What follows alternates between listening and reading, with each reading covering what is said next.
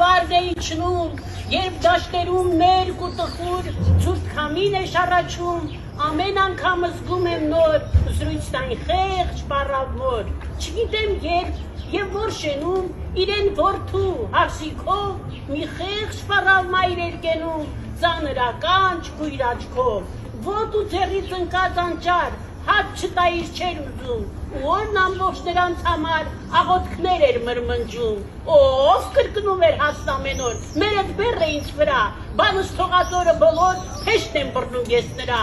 աչքը անկուշտ ինչքան որ տամ, միշտ անեծքը բերանին, նստել է մեր շնչի վրա, տար կորչրու ազատվիմ, այ կին, ինչար բան կխոսես, մարդ է ծնող մորն էդպես, կբարկանա աստված վրաս, մեղա աստծո, մեղա քեզ, բայց անողոք հարցն ամեն օր ամուսնու սիրտն էր կրծում և խստաբար պահանջում էր իր չար կամքին գոհացում, ու մի օր են ջչաց, լացեց, հոգեց մազերը գլխից, վրա թռավ դուռը բացեց, թե մորդ տար իմ տնից, թե չէ մի դուրս կթռնի ու կձենե աշխարհում, թե մարդ իրեն օր չի տալիս, թե ուրիշին է սիրում, թշվառ մարդ է, ճարը կտրած, վերցրեց մորը բառավ, անգութ հարսի աչքի առաջ, պարկը դրեց ու ստառավ, գլուխը գոր ճամփա ընկավ, ճամփան մթին ու մոլոր, սև ամպերից գիշերն իջավ, միտքը մռայլ ու խոլոր, ուշ գիշերին հասավ անտառ,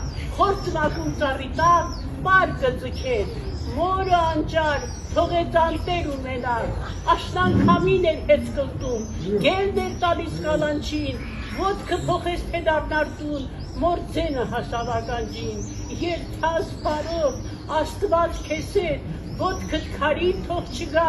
տղաս, վերցրու պարկը քեզ հետ, պարկը տանը պետք